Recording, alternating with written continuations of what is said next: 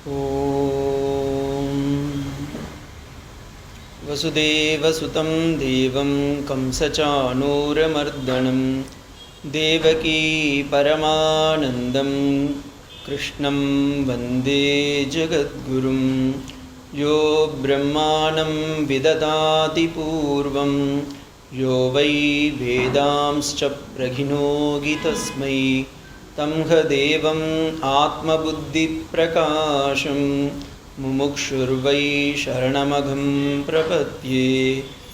मौनव्याख्यां प्रकृतिनस्य परब्रह्मतत्त्वं युवानं वर्षिष्ठान्तेव सदृशिगणैरावृतं ब्रह्मनिष्ठैः आचार्येन्तर्यकरकलितचिन्मुद्रमानन्दमूर्तिं स्वात्मा रामं मुनितवतनं श्रीदक्षिणामूर्तिमीडे। गुरुब्रह्मा गुरुविष्णुः गुरुर्देवो महेश्वरः गुरुरेव परं ब्रह्म तस्मै श्रीगुरवे नमः। सदाशिवसमारम्भां शङ्कराचार्यमध्यमाम् अस्मदाचार्यपर्यन्तां वन्दे गुरुपरम्पराम्। मौनव्याख्यां प्रदृढस्य परब्रह्मतत्त्वं युवानं वर्षिष्ठान्तेव सदृशिगणैरावृतं ब्रह्मनिष्ठैः आचार्येन्तर्यकरकलितचिन्मुद्रमानन्दमूर्तिं स्वात्मा रामं मुनितवतनं श्रीदक्षिणामूर्तिमीडे। लक्ष्मीनाथसमारम्भां नाथयां यामुनमध्यमाम् अस्मदाचार्यपर्यन्तां वन्दे गुरुपरम्परां। यो नित्यमच्युतपदाम्बुजयुग्मरुग्म व्यामोगतस्त इतराणि तृणाय मेने अस्मद्गुरोर्भगवतोऽस्य दयैकसिन्धोः रामानुजस्य चरणौ शरणं प्रपद्ये। मातापिता युवतयस्तनया विभूति सर्वं यदेन नियमेन मदन्वयानाम् आद्यस्ति नः कुलपते वकुलाभिरामं श्रीमत्तदङ्घ्रियुगलं प्रणमामि मूर्ध्ना। ॐ स्थापकाय च धर्मस्य सर्वधर्मस्वरूपिणे अवतारवरिष्ठाय रामकृष्णाय ते नमः। यदाग्नेदागिका शक्ति रामकृष्णे स्थिता ह्या सर्वविद्यास्वरूपां तां शारदां प्रणमाम्यहं। परतत्त्वे सदा लीनो रामकृष्णे समाज्ञया यो धर्मस्थापनरतं वीरेशं तं नमाम्यहं। हरिः ओम्।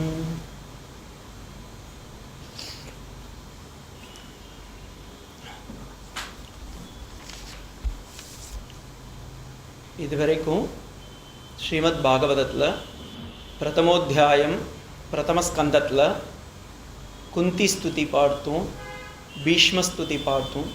பீஷ்மஸ்துதியில் போன வாரம் அந்த பீஷ்மருடைய ஸ்தவராஜ்யம் அப்படின்ற அந்த பீஷ்மருடைய ஸ்துதியில் பார்த்திங்கன்னா ஸ்ரீகிருஷ்ண பரமாத்மாவே சாக்ஷாத் இருந்தும் பாண்டவர்களுக்கு இதமான கஷ்டங்கள்லாம் கொடுத்துட்டுருக்காரே, அகோ நஷ்டக அகம் அப்படின்னு அவர் அழுதுறார். அப்போ தர்மபுத்திரர் பீஷ்மரை பார்த்து கோதர்ம சர்வதர்மானாம் பவத பரமோமதः கிம் ஜபன் முச்சதே ஜந்துர் ஜன்மசம்சார பந்தனாத். இந்த ஜன்மத்தில் நாம் பிறந்ததன் விளைவை, பிறந்த பயனை அடைய வேண்டுமென்றால் எந்த தர்மத்தை நாம் பின்பற்ற வேண்டும் அப்படின்னு கேட்க, அதுக்கு பீஷ்மாச்சாரியார் எல்லா தர்மங்களிலும் சிறந்த தர்மமாகவும் தர்மம் என்றே இருப்பவனாகவும் தர்மத்திற்காகவே வாழ்ந்தவனாகவும் இருப்பவர் யாரென்றால் பகவான். அந்த பகவானுடைய திவ்யமான நாமங்களை சொல்லுவதால் மட்டுமே நமக்கு எல்லா தர்மத்திலுமிருந்தும் பிறவிக்கடல் நீந்துவார் நீந்தல் இறைவனடி சேராதார் அப்படின்னு வள்ளுவன் சொன்னதுக்கு ஏற்ற மாதிரி வாழ முடியும் அப்படின்னு காமிச்சார். ஏன் நான் இதை சொல்கிறேன்னா, விஷ்ணு சஹஸ்ரநாமத்திலேயே பகவானுக்கு பேரே தர்மஹ. இங்கே விஷ்ணு சஹஸ்ரநாமத்தை பார்த்தீங்கன்னா தர்மோ தர்ம விருத்தாத்மா அப்படின்னு வரும். தர்மத்துக்கே இருக்கிறவன், அதே தர்மனாக இருக்கக்கூடிய தர்மபுத்திரன் கேட்க தர்மத்தையே தன் வாழ்க்கையின் நீதி நெறியாக விளங்கியவர் பீஷ்மாச்சாரியார். அவர் சொல்ல இந்த ஸ்லோகத்தில் ஒரு அச்சாணி மாதிரி இருக்கிறது என்னென்னா, கடைசியில் போய் பார்த்திங்கன்னா பகவத்கீதையில் 18வது அத்தியாயம் 64வது ஸ்லோகத்தில் பகவானே சொல்கிறார். கிருஷ்ண பரமாத்மா அர்ஜுனனை பார்த்து, சர்வதர்மான் பரித்யஜ்ய மாம் ஏகம் சரணம் பிரஜ அகம் த்வா சர்வ பாபேபியோ மோக்ஷயிஷ்யாமி மா சுச்சக. இது கண்ணனன் பிரானுடைய சரணாகதி மந்திரம். இந்த மந்திரத்தோடைய பொருள் என்னன்னா, நீ எதை தர்மம் என்று பின்பற்றி பிடித்து கொண்டிருக்கின்றாயோ அந்த தர்மமே ஒரு பந்தம் தான். என்ன புரிஞ்சுக்கோங்க, தர்மம் எப்படி சுவாமி பந்தமாகும்? ஏன்னா திருதாரயதி இது தர்மக. நம்ம எதை பிடிச்சின்னு இருக்கோமோ அது தர்மம்னு நினச்சின்னு இருக்கோம். ஆனால் தர்மம் இதுதான் அப்படின்னு நம்ம யாருக்கும் சொல்ல முடியாது. ஏன்னா ஒவ்வொருத்தருக்கும் தர்மம்னது வேறா மாறும். ஒரு சத்திரியனுக்கு எது தர்மமோ அது பிராமணனுக்கு ஆகாது. ஒரு பிராமணனுக்கு எது தர்மமாக இருக்கோ அது மற்றவாளுக்கு ஆகாது. ஒரு கிரகஸ்தனுக்கு எது தர்மமோ அது சன்னியாசிக்கு கிடையாது. ஒரு சன்னியாசிக்கு எது தர்மமாக இருக்கோ அது பிரம்மச்சாரிக்கு கிடையாது. அப்போ ஒவ்வொருத்தருக்கும் இதுதான் தர்மம்னு வச்சுட்டு இருக்கோம். ஆனால் அந்த தர்மத்தை நம்ம பிடிச்சுட்டு இருக்கோம் பாருங்க, அதுவே ஒரு பெரிய பந்தம். நாம் பெருசாக, ஏன்னா பீஷ்மாச்சாரியருடைய வாழ்க்கையில் அவர் அவர் என்ன பண்ணார், நான் பூர்ண பிரம்மச்சாரியாக இருக்கிறேன், நான் எந்த விதமான யார் ராஜாவாக இருந்தாலும் அவர்களுக்காக நான் உதவேன் அப்படின்னார். இப்போ நீங்கள் நல்லா பாருங்க, அப்புறமா எதுக்கு அவரே அம்பு படுக்கையில் படுத்து அவ்வளோ இன்னலுக்கும் ஆளாகணும் அப்படின்னா காரணம் ஒன்று, அவர் தர்மத்தையே பிரதிபந்தமாக மாற்றிட்டார். நான் இப்போ நம்மளே சில பேர் நம்ம ஒரு எக்ஸாம்பிளுக்கு சொல்கிறேன்னா, இப்போ நம்ம மார்னிங்கில் டெய்லியும் காலையில் 4 மணிக்கு எழுந்துப்போம். சும்மா யாரும் எழுந்துக்கிறோமான்னு இல்லைன்னு தெரியல, சும்மா சொல்கிறேன் ஒரு ஜோக்குக்கு. 4 மணிக்கு எழுந்துக்கிறோம் அப்படின்னா எல்லாருமே அதை ஒரு 10 நாள் 20 நாள் ஃபாலோ பண்ணிட்டு 1 மாதம் பண்ணிட்டு அப்புறமா நம்ம சொல்லும் போது தான் சொல்லுவோம், நான் 4 மணிக்கு எழுந்துக்கிறோம், நான் 4 மணிக்கு எழுந்துக்கிறேன். அதுவே ஒரு பெரிய அகங்காரத்தை உருவாக்கிடும் அடுத்தது. அதனால என்ன பண்ணணும், அதையும் விட்டொழியணும். பெருசாக நம்ம பிடிச்சுட்டு இருக்கோம் பாருங்கள், இதை நான் பிடிச்சுட்டு இருக்கேன், இது என்னுடைய கர்மம், நான் இது சிறந்தவன் அப்படின்னு அந்த எண்ணத்தையும் விட்டுணும். ஏன்னா நம்ம செய்யறதுக்கு ஒன்றுமே கிடையாது. பகவானுடைய அருளால் இந்த வாய்ப்பு நமக்கு கிடைத்தது, அதனால் நமக்கு இது பண்ணியிருக்கான். அதனால் நம்ம பெரியவன் இல்லை, அவன் பெரியவன். அந்த வாய்ப்பை கொடுத்த அவன் பெரியவன். அதனால தான் சர்வ தர்மான் பரித்யஜ்ய, சர்வ தர்மம்னு இல்லை, கிரகஸ்த தர்மம், பிரம்மச்சரிய தர்மம், வானப்பிரஸ்த தர்மம், சந்நியாச தர்மம், ஆசிரம தர்மம், ஜாதி தர்மம், குல தர்மம் எல்லாத்தையும். அப்போ சுவாமி எதுக்கு பிடிக்கணும்? ஏன்னா இப்போ பிடிச்சாதானே விடணும்னா பிடிக்கவே இல்லை, நல்லதாக தான் அப்படின்னா அது தப்பு. ஏன்னா இதுதான் தெரிஞ்சுன்ட்டு அதுக்கப்புறமா விடணும். இப்போ நமக்கு தோசை தெரியும், அதுக்காக சரி ஓகே சாமி இப்பயே சொல்லிட்டு நான் தோசையை விட்டுறேன் அப்படின்னா அது கிடையாது. அதை சாப்பிட்டுட்டு அதுக்கப்புறமா ஓகே இது எனக்கு வேண்டாம். ஏன்னா ஒரு தோசை சாப்பிட்டா ஒன்றும் தப்பு கிடையாது, 10 தோசை சாப்பிட்டா அங்கே தப்பு ஆகும். அதே மாதிரி தான் தர்மத்தை ஃபாலோ பண்ணணும். அதுக்குன்னு தர்மத்தையே பிடிச்சுன்னு தான். இப்போ பீஷ்மாச்சாரியாருடைய நிலைமை அதனால்தான் அவரே சொல்கிறாரு, நான் தர்மத்தையே இருந்தேன், கடைசியில் எனக்கே இந்த பிரதிபந்தம், இந்த ஒரு பந்தம் வந்துருச்சுன்னா அதுக்கு ப்ராப்ளம் என்னன்னா, நான் எதை தர்மம் நினச்சிட்டுனோ அது ராஜநீதி தர்மம், அந்த தர்மமே எனக்கு கட்டா மாறிடுது, அதுலேருந்து என்னை விடுவிப்பா அப்படின்னு தான் பகவான் கிட்ட கேட்குறாரு. குந்தியும் அதே தான் கேட்குறா. நான் கடைசி வரைக்கும் ஒரு பத்தியாக இருக்கிறதுனால என்னுடைய பாண்டு மகாராஜாவுக்கு நான் பத்தினியாக இருக்கேன், அதனால பத்தினி தர்மத்தை ஃபாலோ பண்ணேன். அடுத்தது குந்தின்ற ஒரு தாயாக இருக்கிறா, அதனால் பஞ்சபாண்டவர்களுக்கு நான் காப்பாற்றணும்னு அந்த தர்மத்தை ஃபாலோ பண்ணிட்டு இருக்கேன். ஆனால் கடைசி வரைக்கும் பகவானே நான் எதுக்கு வந்தனோ அந்த தர்மத்தை விட்டுட்டேனே. ஒவ்வொரு ஜீவாத்மாவும், இது ஆணாக இருந்தாலும் பெண்ணாக இருந்தாலும் இல்லை எந்த ஜீவராசியாக இருந்தாலும் அவங்களுடைய ஒரே தர்மம் என்னன்னா பகவானை நம்ம அடையணும். ஏன்னா இந்த உலகத்துக்கே பேர் என்னன்னா மனுஷ்யலோகம், மிரியதே இது மனுஷ்யலோக. நம்ம உலகத்தில் இந்த வரும்ல, இந்த உலகத்துக்கு பேரே நம்ம ஒவ்வொரு இடத்துக்கும் ஒரு பேர் வச்சுட்டு இருப்போம். ஃபார் எக்ஸாம்பிள் இந்த ரோட்டுக்கு என்ன பேர், ராமகிருஷ்ணா ரோடுன்னு வச்சுட்டு இருக்கோம். ஏன்னா இந்த இடத்துல ராமகிருஷ்ணர் ஆசிரமம் இருக்குது, அதனால அந்த இடத்துல ராமகிருஷ்ணர் ரோடு. இப்போ அந்த பக்கம் போட்டிங்கன்னா சாரதா அம்மா ரோடு, அப்போ அந்த இடத்துல சாரதா அந்த ஸ்கூல் இருக்குது, அதனால அது ஈஸியாக தெரியும். அதே மாதிரி இந்த பூலோகத்திற்கு 14 லோகம் இருக்குது, அதில் பூலோகத்துக்கு மர்த்தியலோகம் அப்படின்வாங்க. மர்த்தியலோகம்னு ஏன் பேருன்னா மனுஷர்கள் மானுடர்கள் யார் வாழ்கிறாங்களோ அந்த இடத்துக்கு பேர் மனுஷ்யலோகம். அந்த மனுஷ்யலோகம்னு ஏன் பேர் வந்ததுன்னா மிரியதே இது மனுஷ்யக. யார் பிறக்கிறவங்கள்லாம் இறக்குறாங்களோ அந்த இடத்துக்கு பேர் என்ன? மனுஷ்யலோகம். தேவர்கள்லாம் இறக்க மாட்டாங்க. ஏன்னா அவங்களுக்கெல்லாம் தமிழ் என்ன சொல்றீங்க? இமையோர். அவங்க இமைக்கவே மாட்டாங்க. நம்ம இமைச்சா தானே, நம்ம கண் இமைக்கணும், மூச்சு வாங்கணும், அப்போ தான் பசி தாகம் வரும். அந்த பசி தாகம் வந்தால் தான் நமக்கு கொஞ்சம் கொஞ்சமாக சின்ன வயசுலேருந்து பெரியவங்களாவாங்க, பெரியவங்களாங்க அப்புறமா போய் சேருவாங்க. ஆனால் அந்த உலகத்தில் அப்படி கிடையாது. புண்ணியத்துக்காக அவன் போகிறான். அந்த இடத்துல புண்ணியம் தீர்ந்தவன தபால்னு கீழே விழுந்துருவா. இது எப்படின்னா, ஒரு முறை ஒருத்தர் ரொம்ப கஷ்டப்பட்டு அஸ்வமேத யாகம்லாம் பண்ணி நான் இந்திர உலகத்துக்கு போகணும். இப்போ எல்லாரும் நம்ம அதான் பண்ணிட்டு இருக்கோம். ஃபாரின்லாம் போகிறதுக்காக கஷ்டப்பட்டு இன்ஜினியர்லாம் முடிச்சு எனக்கு ஒரு விசா கார்டு கிடச்சா போதும் நான் அமெரிக்காவில் போய் செட்டில் ஆகிடுவேன். அதே காலத்தில் அந்த காலத்துலேயும் இருந்திருக்கு. நான் சொர்க்கலோகத்துக்கு போகணும், அதுக்கான எல்லா விதமான பிரயத்தனத்தையும் நான் பண்ணுவேன் அப்படின்னு சொல்லிட்டு அவங்க வாஜபேயம், புத்திரகாமேஷ்டி யாகம், ராஜசூய யாகம் ஏதாவது பண்ணி ஸ்வர்கலோகத்துக்கு போவாங்க. அது மாதிரி ஒருத்தர் இங்கேருந்து போகிறார். அவர் போய் கஷ்டப்பட்டு ஸ்வர்கலோகத்தில் உட்காந்துட்டு இருக்காரு. உடனே ரம்பா, திலோத்தமா அவங்கெல்லாம் வந்து டான்ஸ்லாம் ஆடி பாட்டெலாம் பாடி அவங்களுக்கு அந்த சோமபானத்தெல்லாம் கொடுக்குறாங்க. அவர் குடிச்சின்னு இருக்கும்போது பின்னாடி ஒரே சத்தம் கேட்குறது. அப்போ இவருக்கு ஒரே நான்சென்ஸாக இருக்குது. என்ன இது nonsense Urvashi, please see something, somebody is getting noise அப்படின்றார். அப்போ அந்த அம்மா சொல்கிறாங்க, இல்லை சுவாமி, அவருடைய விசா எக்ஸ்பிரி ஆகிடுத்து, கீழே தள்ளி விடுறோம் அப்படின்னா. என்னாச்சு? என்ன அவருடைய அவர் சேர்ந்து வைத்த அந்த புண்ணியமெல்லாம் தீருது, அதனால் மேலேருந்து கீழே குப்பரை தள்ளி விட்டுடுறாங்க. அவர் பூலோகத்துக்கு வருவார், திருப்பியும் பிறப்பார், திருப்பியும் புது சம்பந்தம் மீன்ஸ் புண்ணியத்தையோ பாப்பத்தையோ வாங்கிட்டு அதுக்கேற்ற மாதிரி அந்த லோகத்துக்கு போய் சேருவார். அப்போ பகவான் நமக்கு வந்து ஒவ்வொரு முறையும் இந்த பூலோகத்துக்கு அனுப்புறதுக்கு என்ன காரணம்னா, விஷ்ணு புராணத்தில் சொல்கிறா, பகவான் வந்து அம்மாவுடைய வயிற்றில் இருக்கும்போது கூட சொல்கிறாராம், நான் உனக்கு ஒரு சான்ஸ் கொடுக்குறேன், நீ போயிட்டு வா பூலோகத்துக்கு, என்னுடைய நாமத்தையும் என்னுடைய பிரபவத்தையும் நீ பரப்பி என்னை அடைவதற்கு ஒரு வழி கொடுக்குறேன், it is your one chance, போயிட்டு வா அப்படின்றார். அவன் உள்ளார இருக்கிற வரைக்கும் வெயிட் பண்ணுறான். ஓகே சுவாமி பண்ணிடுறேன், கண்டிப்பாக பண்ணுறேன்னு சொல்லிட்டு போவான். அப்புறமா பார்த்தீங்கன்னா இங்கே வந்தவொடனே மறந்துடும். அதனால தான் குழந்தை பிறந்தவொடனே சம்ஸ்கிருதத்தில் சொல்லுவாள். அதை எல்லாம் குழந்தையெல்லாம் சம்ஸ்கிருதத்தில் தான் பிறக்கிறது. ஏன்னா குவா குவான்றா, கோகம் கோகம் அப்படின்னு அர்த்தம். என்னென்னா நான் யார் நான் யார்னு அது விசாரத்தோடு வெளியே வருது.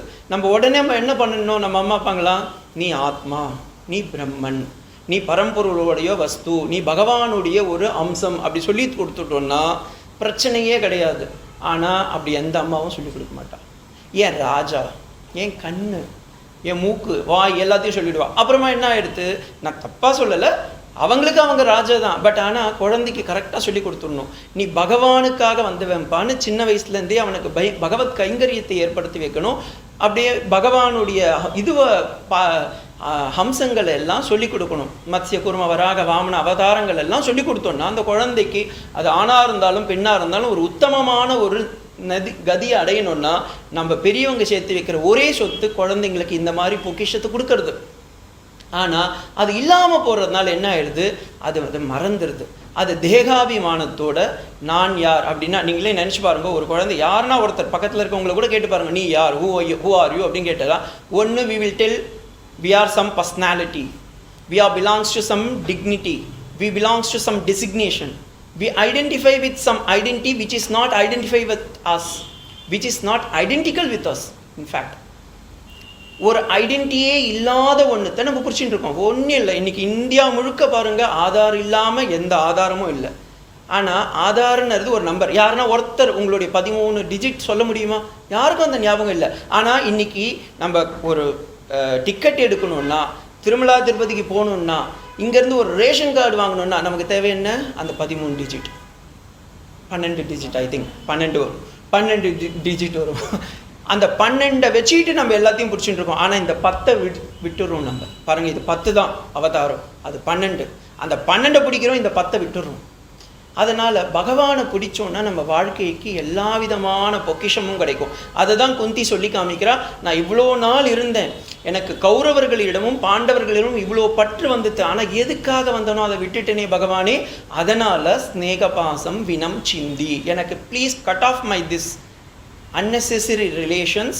கட் ஆஃப்னா அப்போ நம்மளும் சுவாமி நீங்கள் சொல்லிட்டீங்க, நான் எனக்கு அங்கே ஒருத்தர் ராமகிருஷ்ண மிஷனில் சொன்னார் அப்படின்னு சொல்லி நீங்கள் வீட்டில் போய் அந்த சாமி தான் சொன்னார், இனிமேல் நான் உங்கள் வீட்டிலேருந்து யாரையும் நான் மகனே நீ எனக்கு மகன் இல்லை, அப்பா நீ எனக்கு பிள்ளை இல்லை அப்படின்னு சொன்னேன்னு வச்சுக்கோங்களேன், அவங்க என்ன அடிக்க வந்துடுவா. அப்படி சொல்லக்கூடாது.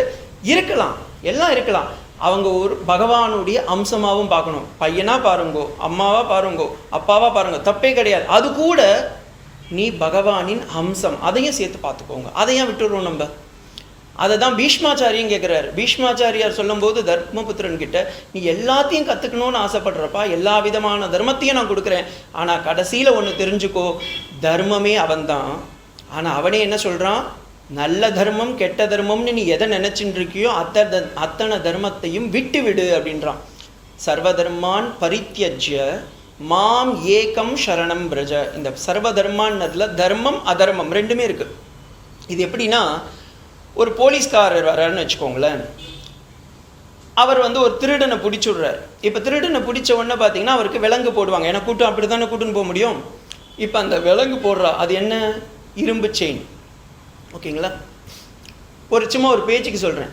ஒரு பெரிய அரசியல்வாதி, அவர் தங்கத்திலேயே குளிக்கிறவர்னு வச்சுக்கோங்க, அவரை அரெஸ்ட் பண்ணுறாங்க, அவரும் தப்பு பண்ணிடுறாரு. அவர் அரெஸ்ட் பண்ணும்போது அவர் சொல்கிறார், இல்லை எனக்கு இரும்பில் போடாதீங்க, தங்கத்தில் போடுங்கோ. எதை போட்டாலும் தப்பு செஞ்சவர் தான். அவரை கூட்டுன்னு போய் வைக்க போகிறது ஜெயிலில் தான். அதனால் இவர் தங்கச்சங்களை போட்டுட்டு போடுறதுனால அவரை இன்னும் பெருசாக இருக்க போகிறதில்ல, இல்லை இவர் இரும்பு செயினில் கூட்டுட்டு போடுறதுனால இவர் பெருசாக இருக்க போகிறதில்ல. அதே மாதிரி தான் தங்கச்செயின்னுறது ஒரு நன்மை செய்யறது, இரும்பு செயின்னுறது ஒரு தீமை செய்யறது. இந்த ரெண்டுமே நம்ம செய்யலை, நம்ம தான் செய்கிறோம். உடனே சுவாமி நீங்கள் தான் சொன்னீங்க, அது ஏன்னா தெளிவாக நம்ம புரிஞ்சுக்கணும். சொல்லும் போதே நான் இப்படி தான் ஒன்று சொன்னேன் பகவத்கீதையில், ஹந்தாச்ச ஹன்யத்தே ஹந்தும் அத்தச்சேத் அந்யத்தே ஹதம் உபௌதௌன விஜானீதோ நாயம் ஹந்தின ஹன்யத்தேன்னு ஒரு ஸ்லோகம். நான் கொல்லவில்லை, நான் கொல்லப்படுபவனும் இல்லை அப்படின்னு பகவத்கீதையில் பகவான் சொல்கிறான். உடனே ஒருத்தர் கேட்டுட்டு நேராக கோர்ட்டில் போய், சுவாமி நான் ஒருத்தனை கொன்னுட்டேன், ஆனால் நான் கொல்லலை, ஏன்னா பகவத்கீதையில் சொல்லியிருக்கு நான் கொல்பவனும் இல்லை நான் கொல்லப்படுபவனும் இல்லைன்னா, உடனே ஜட்ஜ் என்ன சொல்லுவார், நானும் தண்டனை கொடுப்பவனும் இல்லை தண்டனை கொடுப்பவனுக்கு அருகதையும் இல்லை, நீ தண்டனைக்கு வாங்கிக்கோ அப்படின்ட்டுவார். அதனால் நம்ம இதெல்லாம் கரெக்டாக புரிஞ்சுக்கணும். ஸோ நம்ம அந்த பண்ணும்போது தேகாபிமானம், இந்த தேகம்ன்ற அந்த பாடி மைண்ட் காம்ப்ளெக்ஸ் இருக்குது பாருங்கள், அதை விட்டுட்டு எது நல்லது நடக்குதோ கெட்டது நடக்குதோ அது சரீரத்துக்கு, இந்த சரீரம்ன்றது அழியக்கூடியது. அதனால தான் இந்த மர்த்திய லோகம்னு வச்சுட்டு இருக்கோம். இந்த உலகத்தில் ஒன்றும் இல்லை, நேற்று இருந்தது இன்னைக்கு இருக்கிறோமா? சயின்ஸ் என்ன சொல்கிறது, ஒவ்வொரு நாளும் நமக்கு அநேக கோடி செல்ஸ் எல்லாம் செத்துன்னு இருக்கு, புது புது செல்ஸ்லாம் வளர்ந்துன்னு இருக்கு. ஒரு 6 வயசு ஃபோட்டோ, உங்களுடைய ஃபோட்டோ நீங்களே எடுத்து பாருங்கள், யாரை கேட்டாலும் சொல்ல தெரியாது, உங்களுக்கு மட்டும்தான் தெரியும் இது நீங்கள் தான். ஏன்னா அது உங்களுக்கு தெரியும் இது நான் தான், இப்போ நான் மாறி போயிட்டேன். ஓகேங்களா? இதே மாதிரி தான் நம்ம உடம்புல இருக்கிற அந்த தேகம்ன்றது அழிஞ்சிக்கிட்டே இருக்கிறது. அதனால இந்த நல்லதும் கெட்டதும்ன்றது தேகத்துக்கு சம்பந்தமானது, ஆத்மாவிற்கு இல்லை.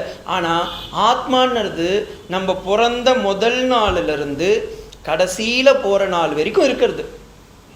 ஆனால் அதுக்கு அழிவே கிடையாது. அது நம்ம கிட்ட எதையும் கேட்கல. இதை காட்டுறதுக்காக தான் கோவிலில் நம்ம விக்கிரகங்கள்லாம் வச்சுட்டு இருக்கோம். அந்த விக்கிரகத்துக்கு நீங்கள் பாலில் அபிஷேகம் பண்ணுறீங்க, தயிரில் அபிஷேகம் பண்ணுறீங்க, பன்னீரில் அபிஷேகம் பண்ணுறீங்க. ஒரு ட்ராப் அவர் எடுத்துக்கிறாரா?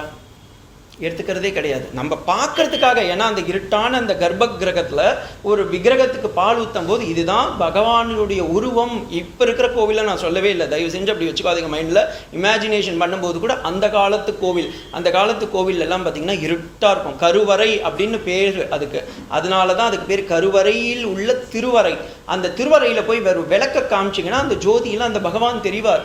அந்த பகவானை ரொம்ப இருட்டாக இருக்கிறதுனால பார்க்க முடியல, ஏன்னா ரொம்ப கூடமாக இருக்கிறதுனால பால் தயிர் பன்னீர் போன்ற அபிஷேகம்லாம் பண்ணும்போது அந்த பகவானுடைய உருவம் தெரியும். அது நமக்கு மனசில் நிற்கும். அது ஆத்ம சாட்சாத்காரத்துக்கு ஒரு வழி கொடுக்கும். இன்றைக்கி நம்ம ஹாலோஜன் லேம்பு போட்டு சுவாமியோடு கூட்டுன்னு போகிறோம், ஏன்னா அவருக்கும் ஜோதிஷாம் அபிதப் ஜோதி.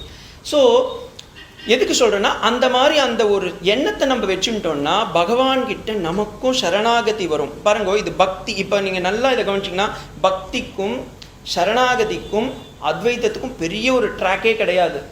பக்தியில் தான் அத்வைத்தம் இருக்குது, அத்வைத்தத்தில் பக்தி இருக்குது. அப்போ நம்ம பகவான் யார், பக்தன் யார், நான் யார், இதுக்கு பூரணமான ஒரு சரணாகதி. இந்த எண்ணத்தோட தேகம் இருக்கும், அந்த தேகத்தோடு சேர்ந்த ஆத்மாவையும் நாம் உணர வேண்டும். அதுதான் பீஷ்மருடைய சரணாகதியுடைய தத்துவம். இதை சொல்லிட்டு அடுத்தது, ஏன்னா இந்த அடுத்த 3-2 சாப்டர் பார்த்தீங்கன்னா இப்படியே தான் வரும். அடுத்தது விதுரர். விதுரர் யார்?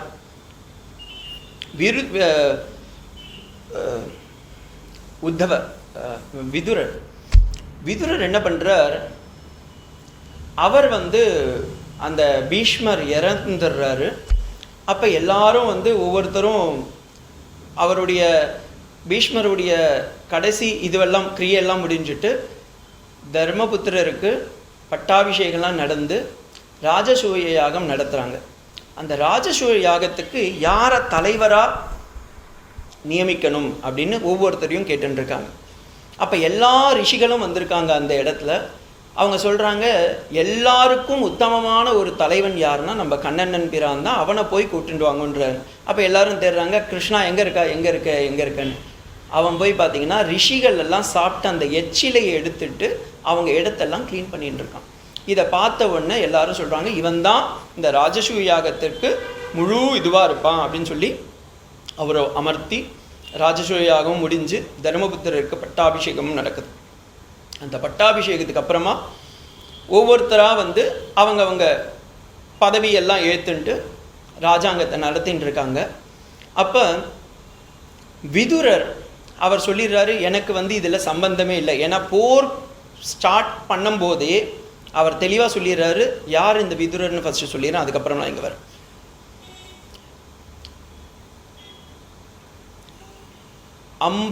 அம்பாலிகா அப்படின்னு 4 பெண்கள் இருப்பா. அவங்களுக்கு பீஷ்மாச்சாரியார் அவங்க 3 பேரையும் 4 இல்லை 3 பேரையும் கொண்டுட்டு வருவாங்க. கொண்டுட்டு வரும்போது பீஷ்மாச்சாரியாரையே கல்யாணம் பண்ணிக்க சொல்லுவாங்க. அவங்க பண்ணிக்க மாட்டாங்க. அதுக்கப்புறமா ஒவ்வொருத்தரையும் அவங்களுக்கு திருமணம் செஞ்சு வைக்கும்போது அதில் அவங்களுக்கு குழந்தை பிறக்காமல் போயிடுது. அப்போ வியாசாச்சாரியார் வராரு.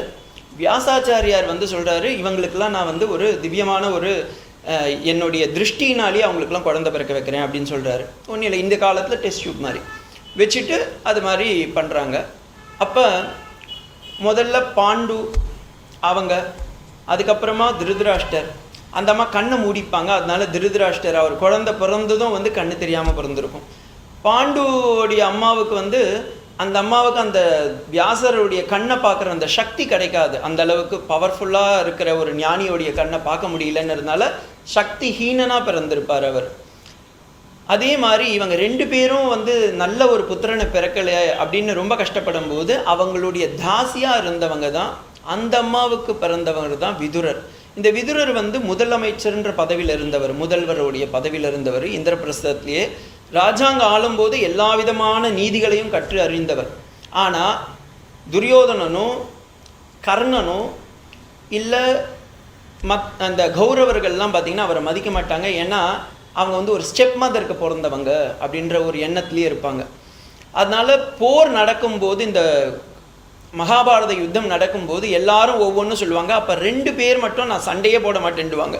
ஒன்று கிருஷ்ணர் இந்த பக்கம் நான் ஆயுதம் எடுக்க மாட்டேன்னுடுவார். அதே மாதிரி இந்த பக்கம் விதுரர் பண்ணுவார், நான் நீதி தவறாதவன், நீங்கள் நீதிக்கு தப்பு பண்ணீங்க, அந்த தர்மத்தை நீங்கள் உத்தேசனம் பண்ணாததுனால உங்களுக்கு இந்த இது இந்த போரில் நான் உங்கள் பக்கம் பார்ட்டிசிபேட் பண்ண மாட்டேன்னு சொல்லிடுவார்.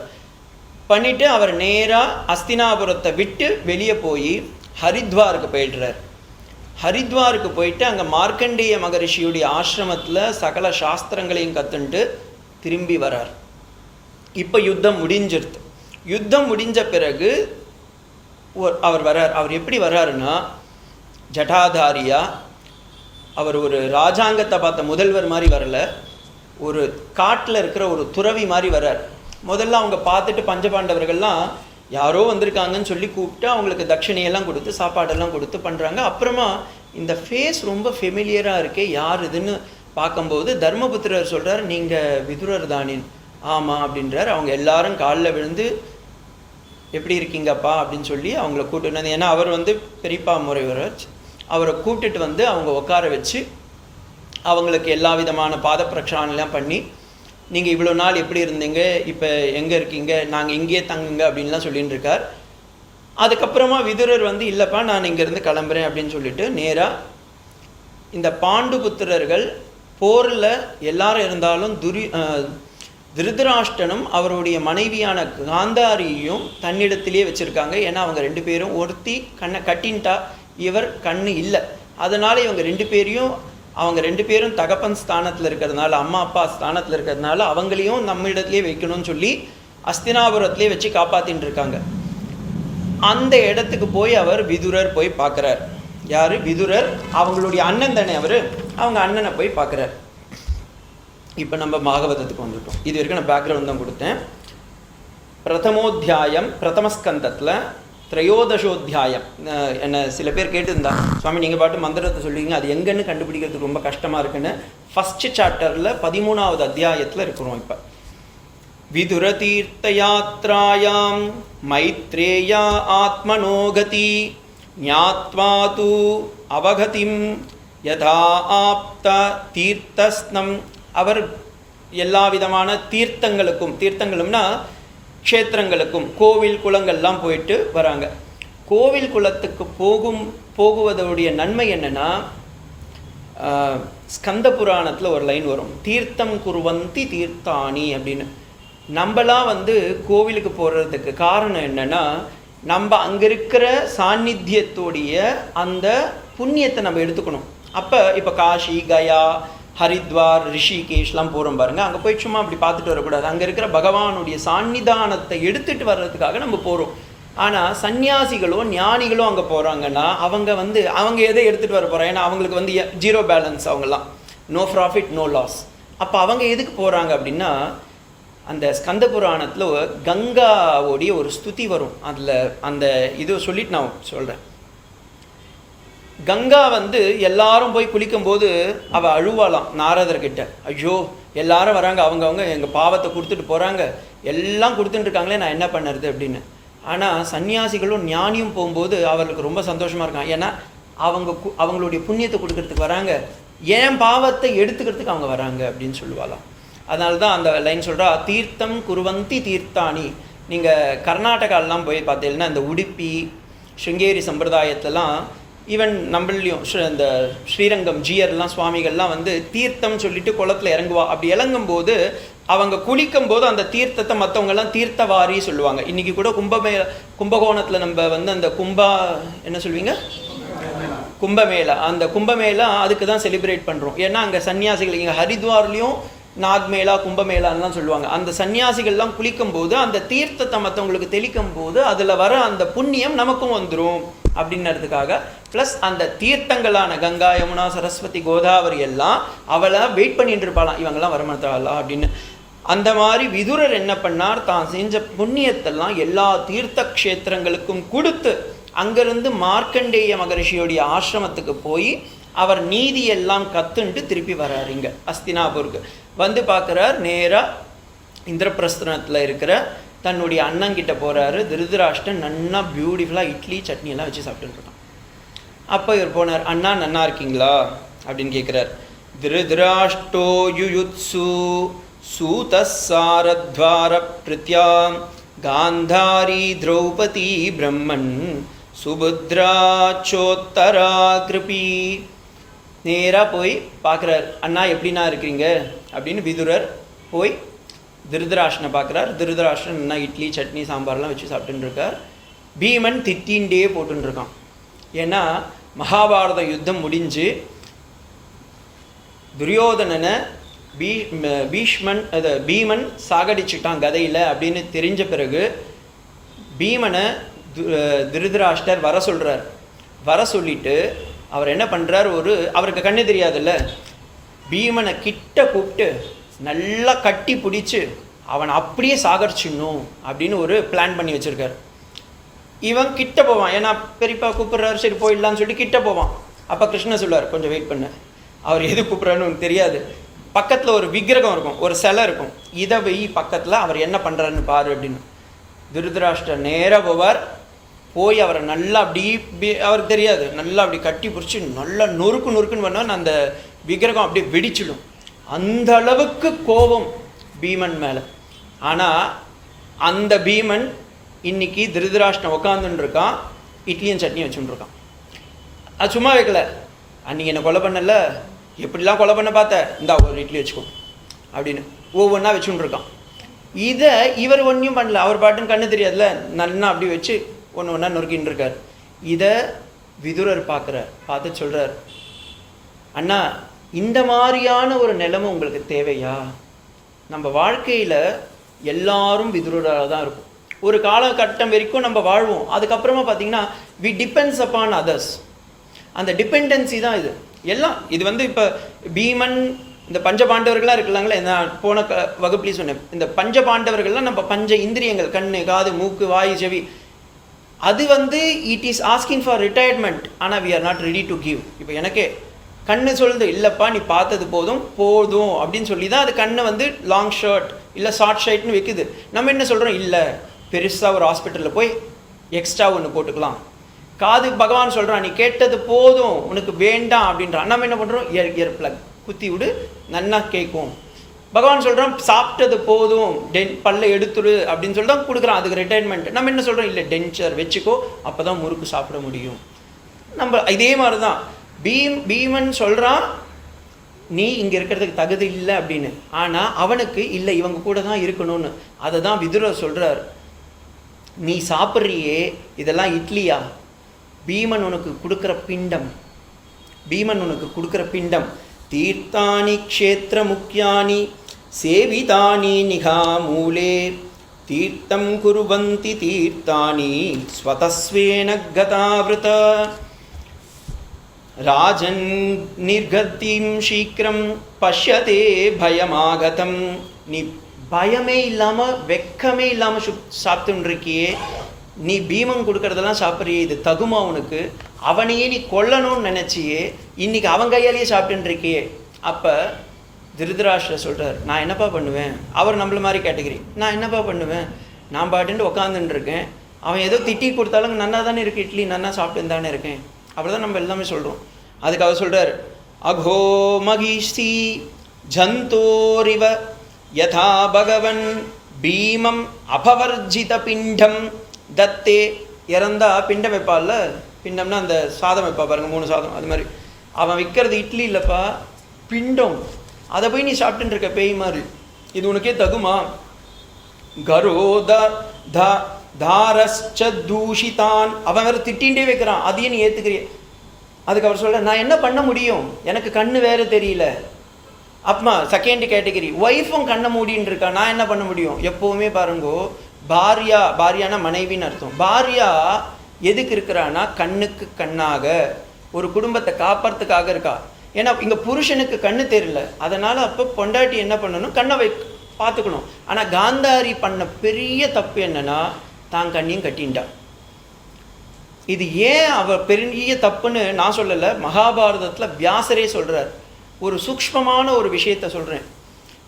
மகாபாரதத்தில் காந்தாரியும் பாண்டுவோடைய அம்மாவான குந்தியும் நம்ம வாழ்க்கைக்கு சொல்லி கொடுக்குற ஒரு பெரிய விஷயம் என்னன்னா, எந்த அம்மாவும் எந்த அப்பாவும் தன்னுடைய பெண்களையும் பசங்களையும் தொடலையோ, கண்ணால் பார்த்து அவங்கள கட்டாட்சிக்கலையோ, அவங்கள வாயால் வாழ்த்தலையோ அந்த குழந்தைங்க நல்லா இருக்காது.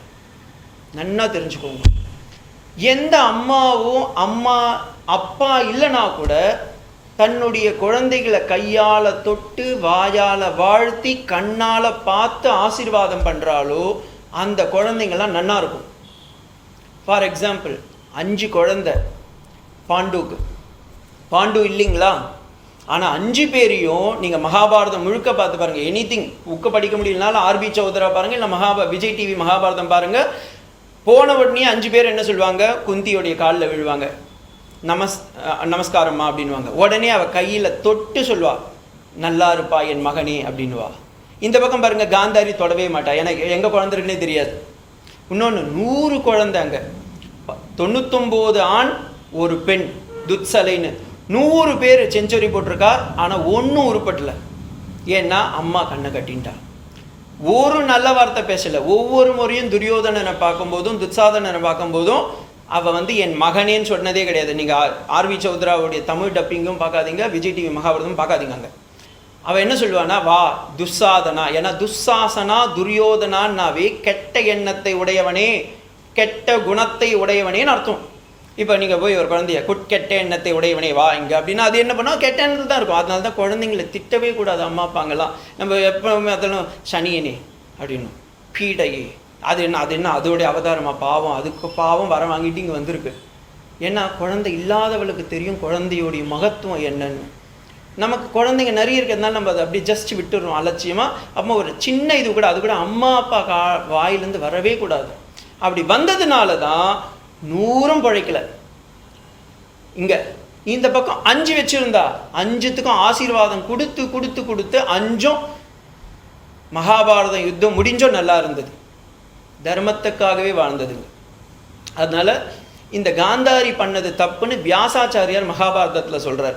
ஒரு பாரியா வந்து கணவனுக்கு கண்ணுக்கு கண்ணாக இருக்க வேண்டியவன் அவளே கண்ணை மூடின்ட்டான். அதனால் இங்கே அந்த அத்தனை தர்மங்களும் போயிடுது.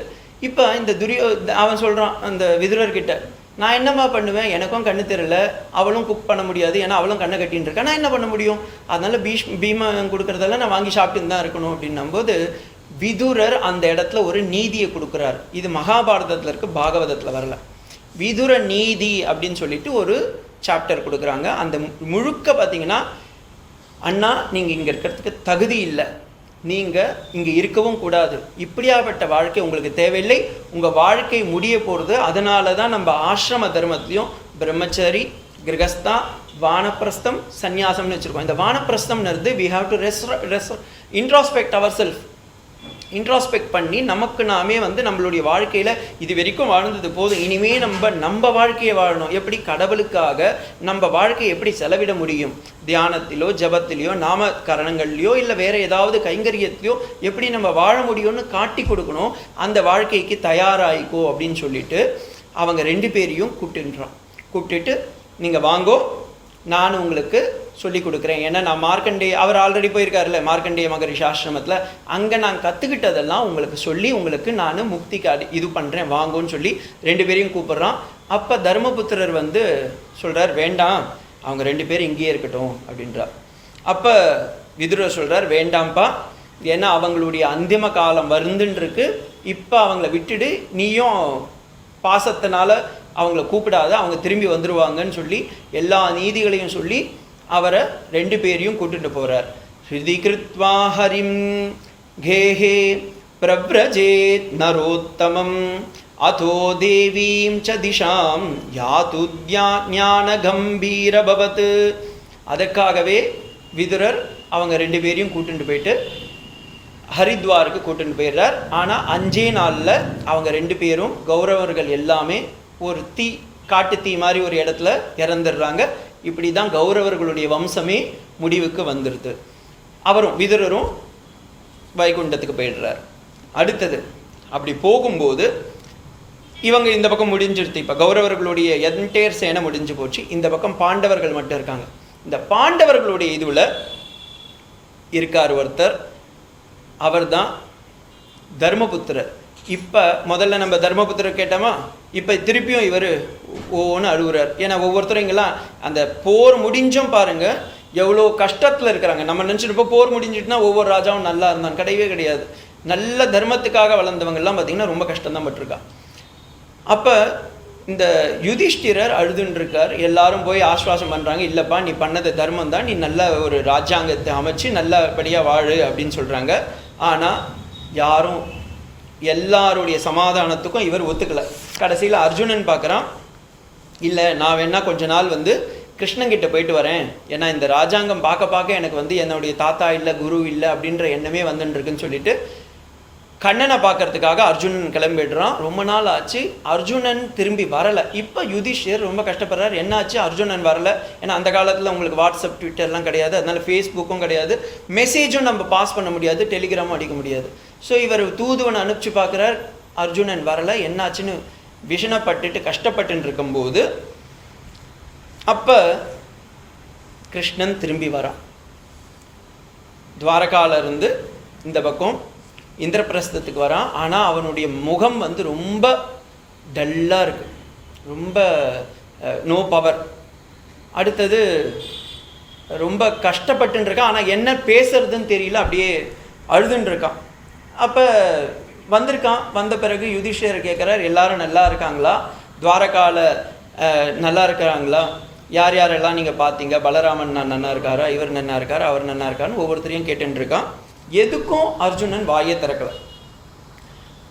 கடைசியில் யுதிஷ்டிரர் ஒரு கேள்வி கேட்கிறார் அர்ஜுனனை பார்த்து, ஏவம் கிருஷ்ணசகா கிருஷ்ணோ பிராதராஜ அபிகல்பிதः நானாசங்கபதம் ரூபம் கிருஷ்ணஸ்வேஷ கஷ்டிதம் அப்படின்னு கிருஷ்ணன் எப்படிப்பா இருக்கிறான் அப்படின்னு கேட்ட உடனே அர்ஜுனனால அந்த கஷ்டத்தை தாங்க முடியல. ஓன்னு கத்துறான், அழுகுறான். வாஞ்சிதோகம் மகாராஜா. வாஞ்சிதோகம்னா நான் ஏமாற்றப்பட்டு விட்டேன் அப்படின்னு அர்த்தம். ஐயோ நான் ஏமாந்துட்டேன்ப்பா அப்படின்னு அழுகுறான். ஏன்னா அதுக்குள்ளார இவர் அங்கேருந்து போயிருந்தார்ல அர்ஜுனன், கிருஷ்ணன் ஸ்வர்க்கத்துக்கு போயிட்டார். இது இங்கே வரல, நான் அதை சொல்லிட்டு நான் இங்கே வரேன். கிருஷ்ணர் யாதவ சேனையும் அழியணும். ஏன்னா பாருங்க, நல்லா கவனிச்சுக்கோங்க, சர்வதர்மான் பரித்யஜ்ய மாமேகம் சரணம் வருது அங்கே சொன்னார்ல, எல்லாத்தையும் விட்டுட்டுன்னு தான் உருவாக்கின நாராயண சேனையே அவர் அழிச்சார். அடுத்தது அவருடைய குலத்துக்கு அவரே முடிவும் கொடுத்தார். யாதவ வம்சம் அழியறதுக்கு காரணம் கிருஷ்ணனுடைய பேரனே தான். அவர் அவருடைய வயிற்றுல ஒரு உலக்கையை கட்டின்ட்டு நேராக போய் ஒரு மகரிஷி கிட்ட போய், அவர் ஒரு ஆண், அவர் போய் கேட்குறாரு, மகரிஷியே உங்களுக்கு என் வயிற்றுல என்ன குழந்தை இருக்குன்னு சொல்லுங்கோ அப்படின்னு. உடனே இவர் நான் அப்படியே தியான திருஷ்டியில் பார்க்குறாரு, அது குழந்தையே இல்லை, ஒரு உலக்கை. இதை வச்சுட்டு அவன் சும்மா என்கிட்ட விளையாடுறான்னு சொல்லிட்டு, இந்த உலக்கையாலேயே உன்னுடைய வம்சம் அழிந்திடும் அப்படின்றாங்க. உடனே இதை எடுத்துன்னு போயிட்டு நேராக பலராமரும் கிருஷ்ணரும் இருக்கிற அரண்மனையில் கூட்டிட்டு போயிட்டு, இது மாதிரி ஆயிடுத்து சுவாமி, நீங்கள் தான் எங்களை காப்பாற்றணும். ஏன்னா யாதவர்களுக்கு ஒரு அகங்காரம் இருந்தது, எங்கள் வம்சத்தில் கிருஷ்ணன் பிறந்திருக்கான், எல்லாரையும் காப்பாற்றின்னு இருக்கான், என்டேர் பிரபஞ்சத்தை சிருஷ்டிக்கிறவன் இன்னைக்கு எங்கள் குலத்தில். எல்லாருக்கும் இருக்கும்ல அந்த இது ப்ரைடு, ஏன் இதுன்னு. அப்போ அந்த அகங்காரத்தை அழிக்கணும்னா நான் ஒருத்தன் தானே பிரதிபந்தம், நானே அழிச்சுடுறேன் அப்படின்னு சொல்லிட்டு இதை நெசுக்கி எடுத்துன்னு போயிட்டு இதை அந்த உலக்கையை நன்னா உலக்கன்னா நீங்கள் பார்த்துருக்கீங்களான்னு தெரியல. ஏன்னா இந்த காலத்தில் உலக்கன்னா நம்ம என்னென்னு ஒரு கிளாஸ் எடுக்க வேண்டியதாக இருக்குது.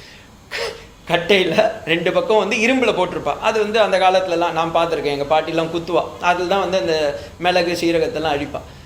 அதில் அந்த இது இருக்கும், அது நல்லா சூர்ணம் பண்ணி அதை எடுத்துன்னு போயிட்டு கடலில் கரைச்சிடுங்கோ துவாரகால.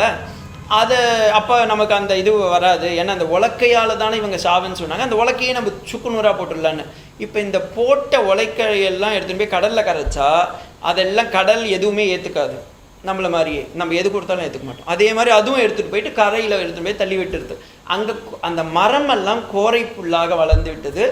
அந்த இரும்பு இருக்குது பாருங்கள், அதை ஒரு மீன் சாப்பிட்டு எடுத்து அதை ஒரு வேடுவன் எடுத்து தன்னுடைய அம்பா யூஸ் பண்ணிட்டான்.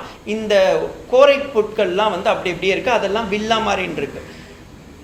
இங்கே யாதவர்கள்லாம் கல்லுலாம் குடிக்க ஆரம்பிச்சுட்டா. கல்லுனா டாஸ்மாஸ்க், அதெல்லாம் குடிக்க ஆரம்பிச்சுட்டா. இவங்கெல்லாம் குடிச்சு அவங்களுக்குள்ளாரியே சண்டை போட்டுன்ட்டு, சண்டை போடும்போது கையில் ஏதாவது இருக்கணும்ல நம்மளுக்குலாம்.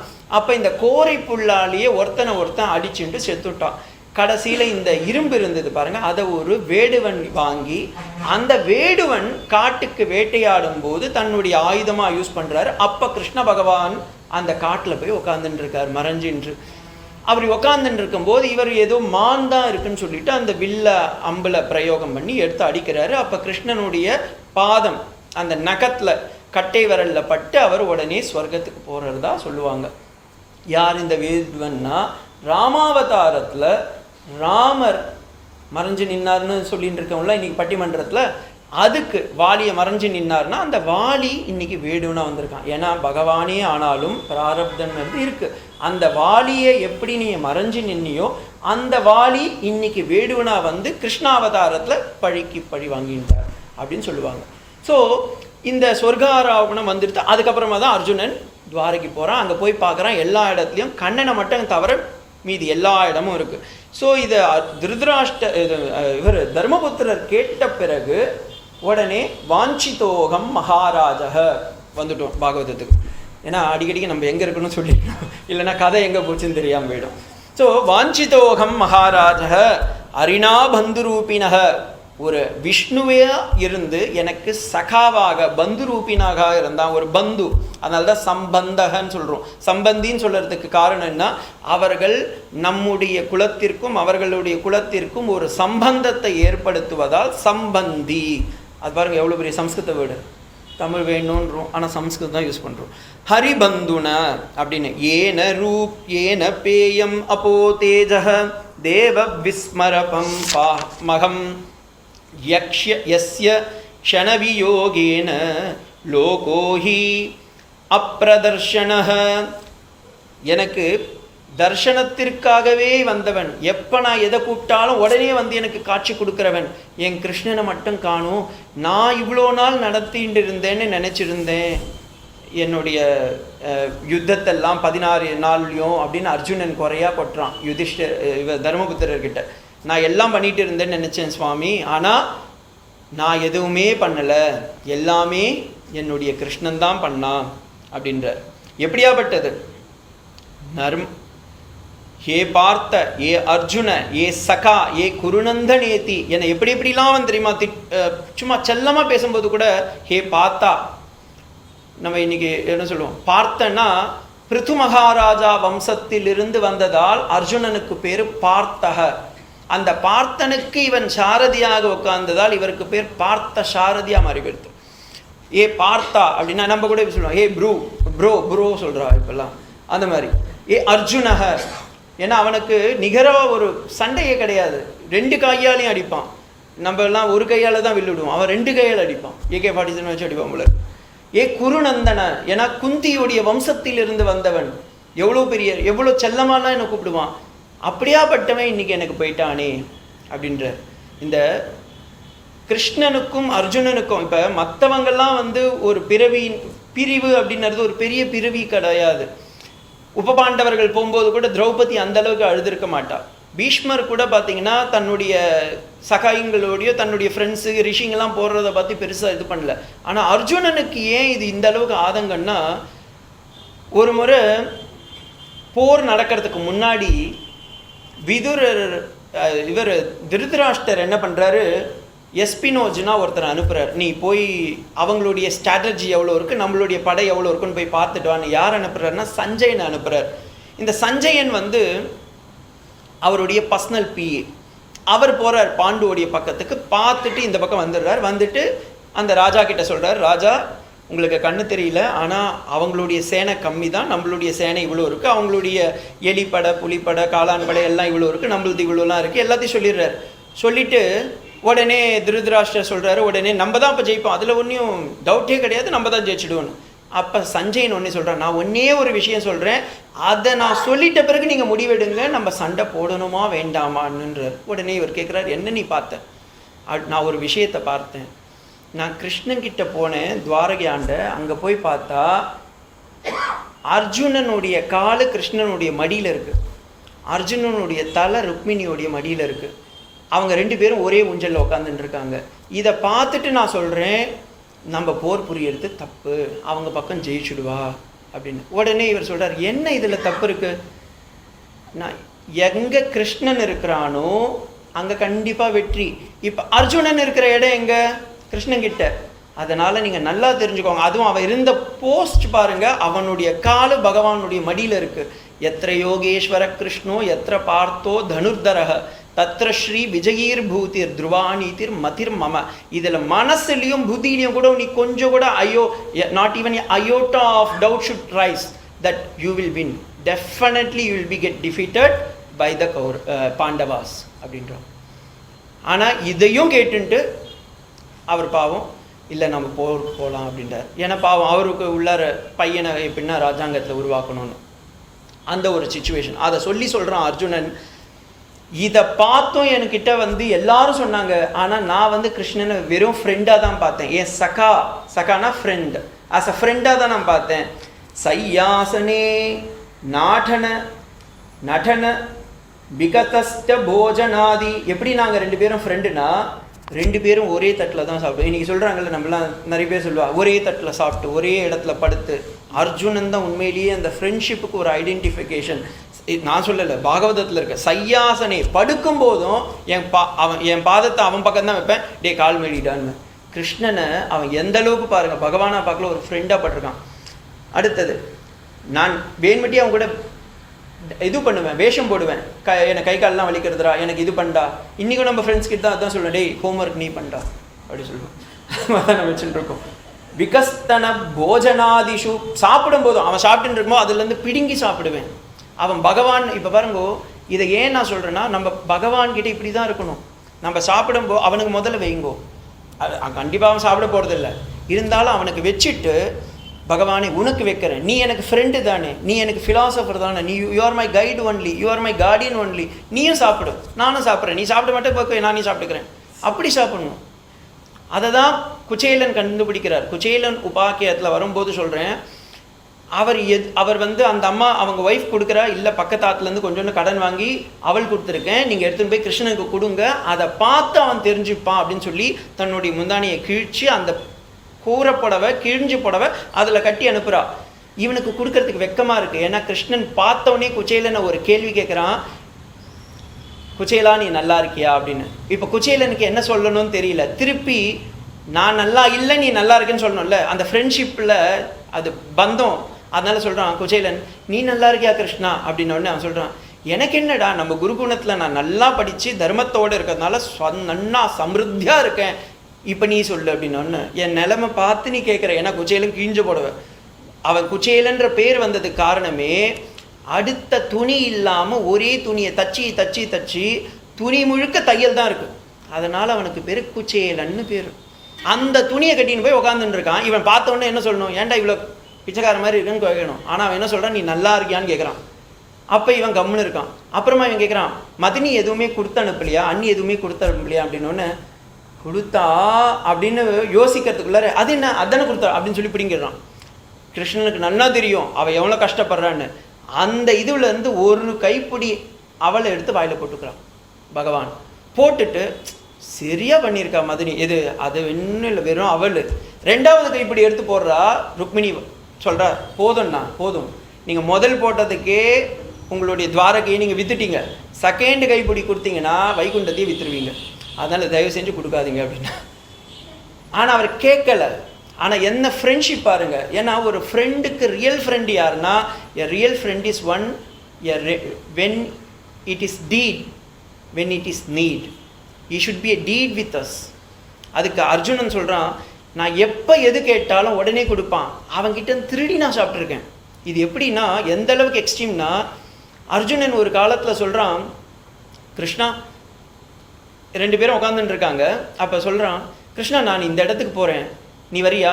இல்லை நான் வரலடா, நான் இந்திரலோகத்துக்கு போயிட்டு நான் யாருன்னா போய் அங்கே போய் காந்தர்வ மனம் பண்ணிக்கலான்னு இருக்கேன்டான்றான். கிருஷ்ணன் சொல்கிறான், பண்ணிக்கோடான்னு.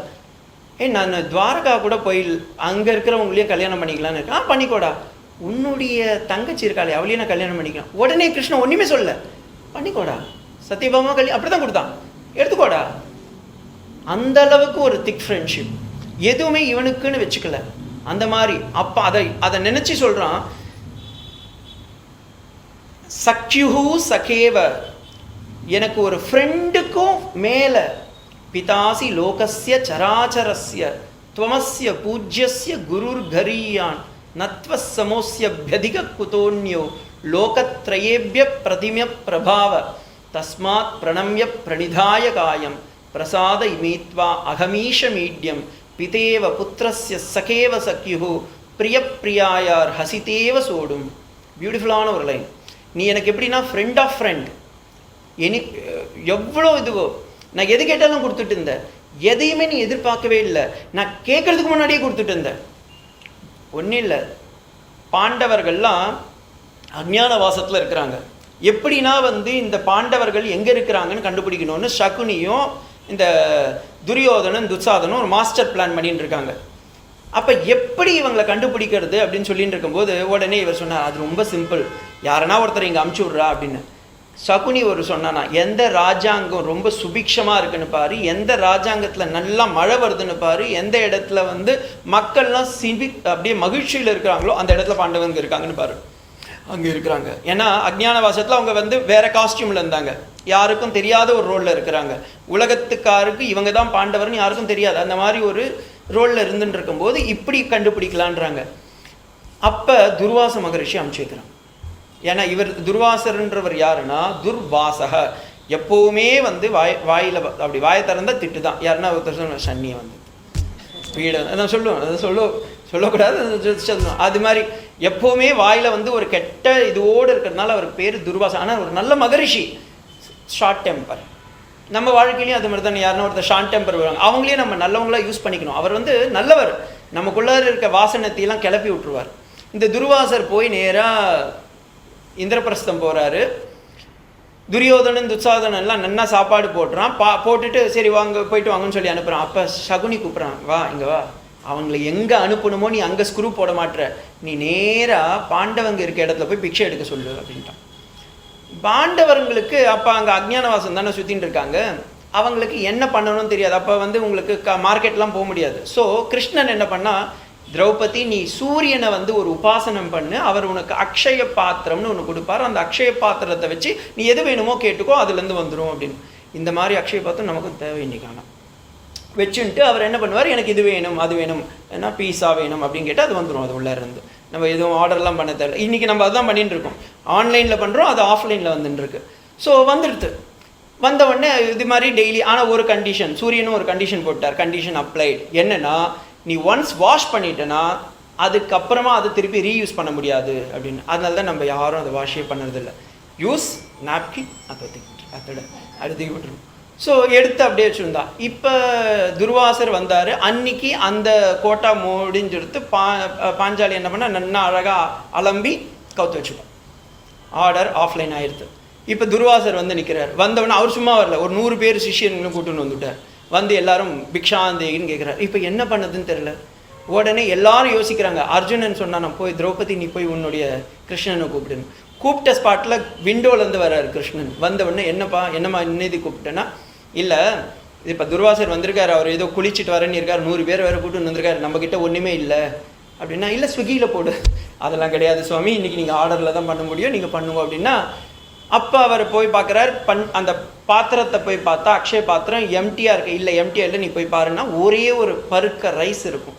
அந்த ரைஸ், அந்த ஒரு பருக்க அரிசியை வந்து பகவான் சாப்பிட்டுட்டு அவர் சொல்கிறாரா, ஜீரணாபம், நானே பிரம்மன், அந்த பிரம்மத்தை இது சாப்பிட்றதுனால அனைத்து ஜீவராசிகளுக்கும் திருப்தி வரத்தோன்னு எல்லாருக்கும் திருப்தி கிடச்சிருது.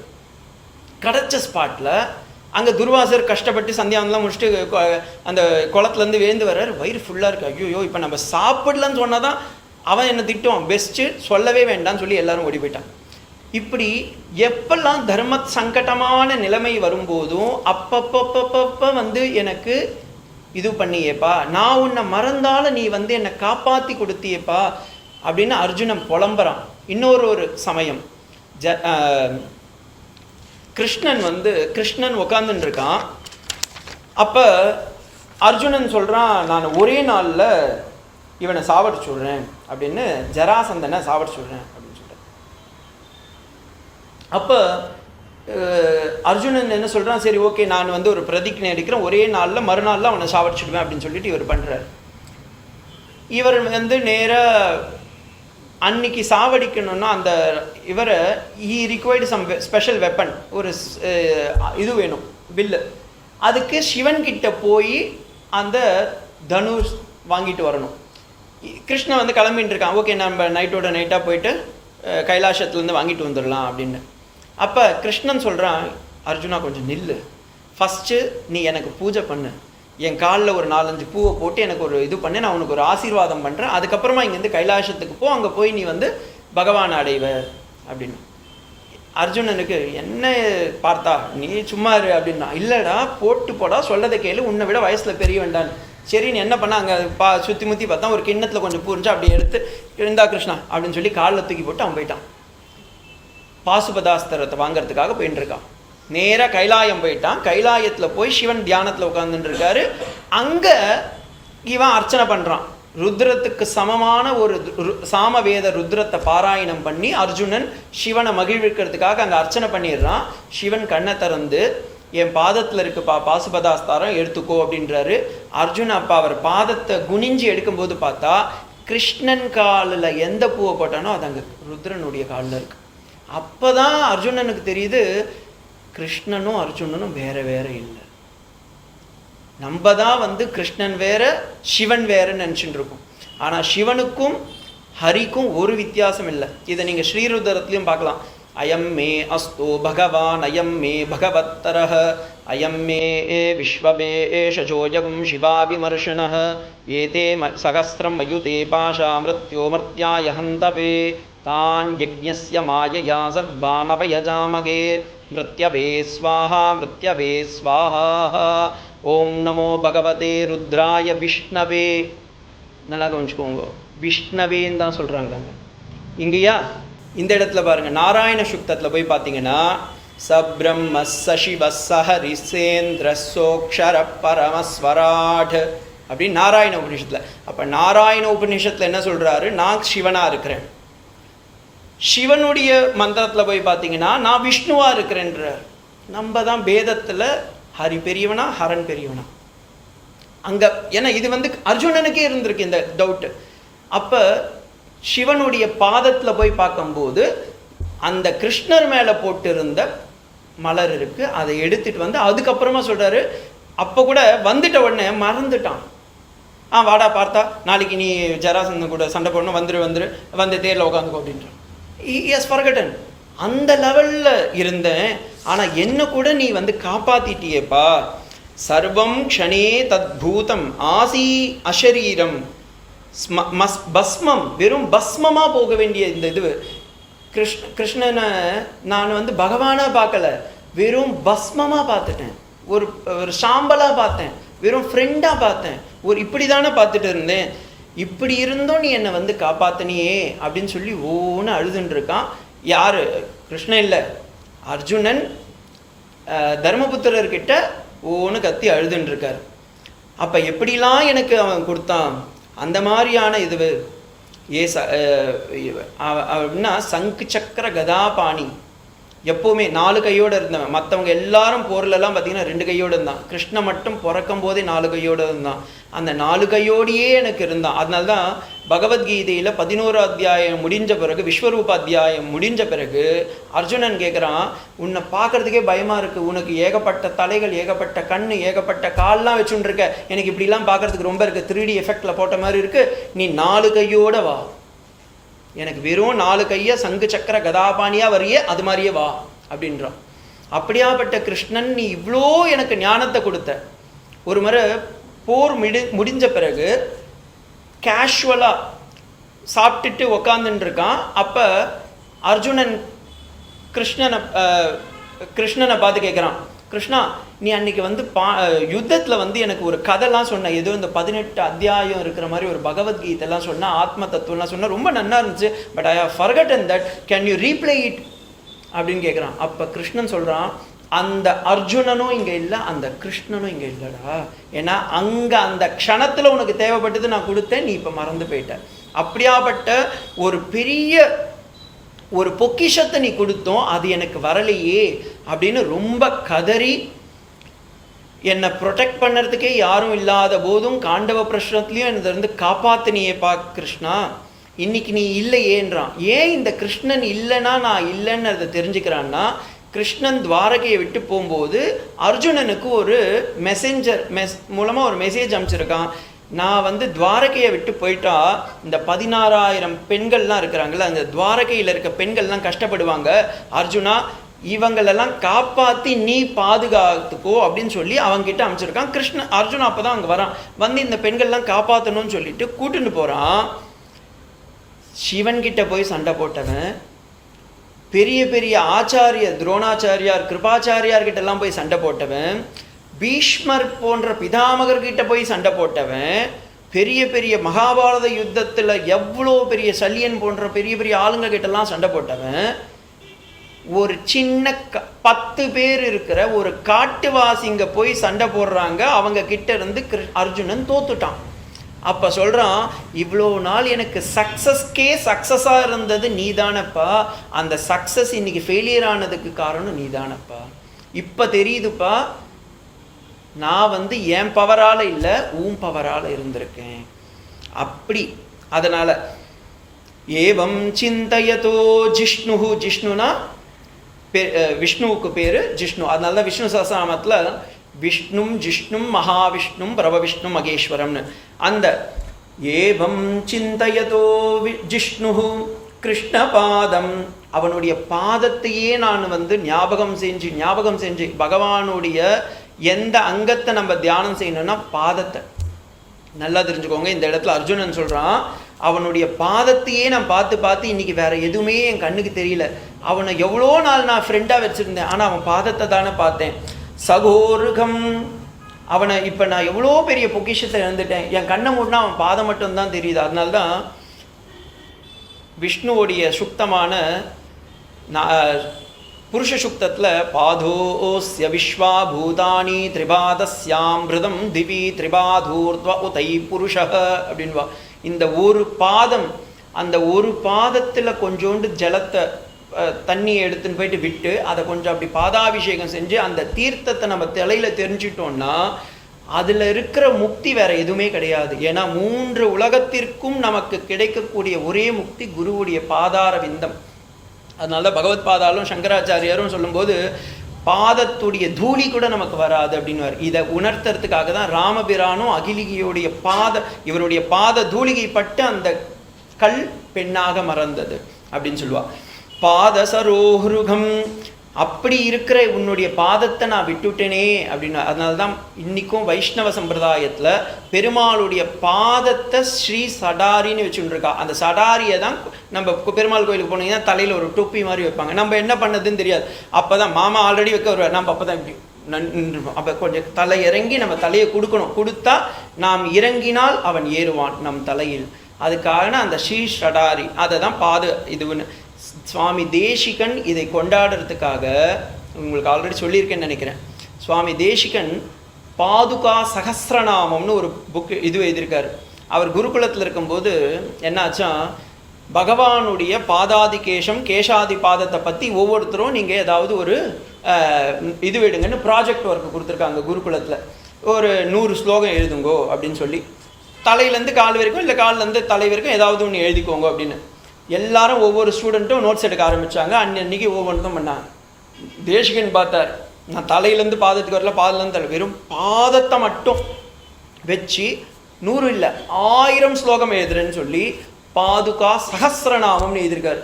அந்த பாட்டு ஒவ்வொன்றும் பார்த்தீங்கன்னா அப்படியே கரடு முரடாக இருக்கும். மீனிங் அவரே தான் பின்னாடி வியாக்கியானம் எழுதியிருக்காரு. ஒரே ஒரு ஸ்லோகத்தை சொல்கிறேன், பா துக்கா துக்கா துக்கா துக்கா பா துக்கா துக்கா. மீனிங் சொன்னீங்கன்னா வேறு தெரியாது, ஏன்னா அவருக்கு தான் மீனிங் தெரியும்.